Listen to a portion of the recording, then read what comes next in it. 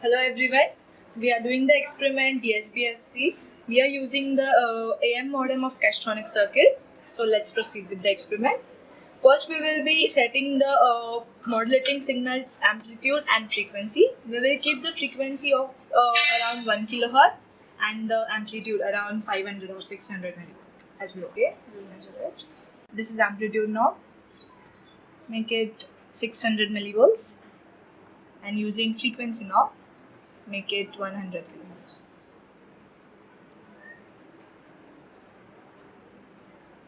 Yeah.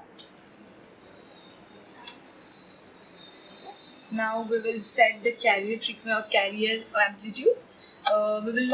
We cannot set the carrier frequency as it is a Castronic circuit. The carrier frequency is inbuilt and it is fixed to some 1.18 megahertz. We will keep the carrier amplitude around, decrease it using the amplitude knob of carrier frequency. Keep it around 3 volts.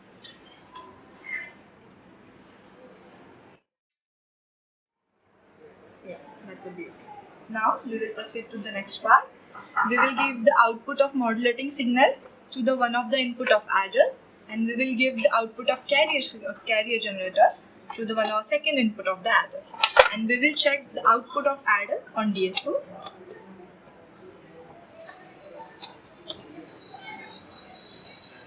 You can see we will get two sine waves overlapping on each other. Yeah, you can see there are two sine waves. So this is the output of adder. Now we will check the AM modulation.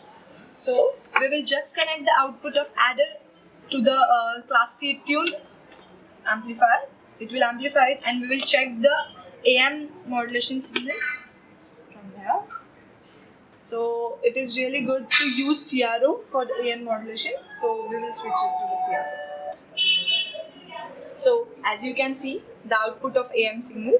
So this is your Vmin and this is your Vmax. So first we will be checking for the sine wave, that is direct output. So we will calculate the Vmax and Vmin for the 5 times, and as per the modulation index formula we will substitute and we will calculate the modulation index readings. So now we will proceed to the second part, that is by using trapezoidal method. So for this we will be using both the channels of CRO. For the first channel of CRO we will connect the modulating signal output to the CRO, and for the second channel, that is X-axis, we will connect FM modulating signal. This is kind of trapezoidal, just to make it clear so that you will get the proper reading. So as you see the bigger one, this is your A, and this will be we will consider this as B, and as per the formula A minus B upon A plus B, that is your modulation index, you will calculate for the different readings by changing your VM, by either increasing your VM or either decreasing your VC as per the formula, as modulation index says VM by VC. So we will take 5 or 4 readings for the different VM and VCs. So that was the first part, that was the generating modulation. So we will switch it to the second part. Now let us have a look at the second part of the AM model, which is that of the AM detection. It consists of 2 parts. First is the simple diode detector and second is the practical diode detector. Here we have 2 capacitors. C1 is of very small value, which is nearly of about 0.01 microfarads, and C2 is comparatively of higher value, which is that of 0.1 microfarads. Resistance, we keep it at its maximum value. So let's start with the connection.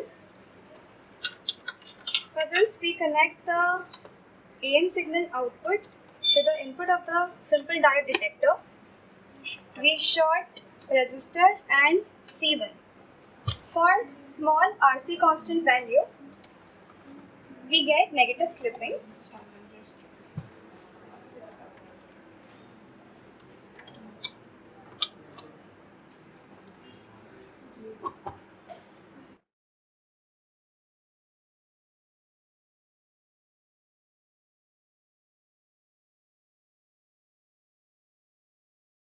We have received the negative clip part.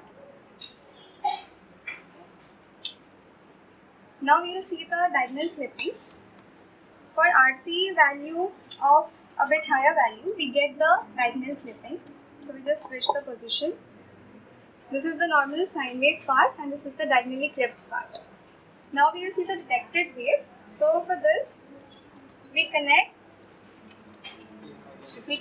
to the practical diode detector circuit.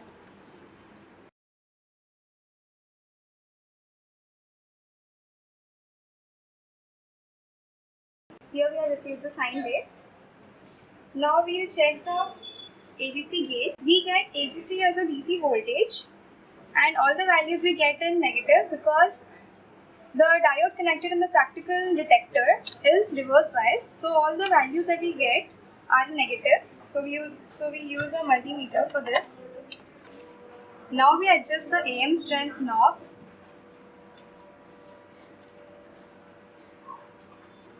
If we rotate it in the clockwise direction, so we can see the AGC gain increases.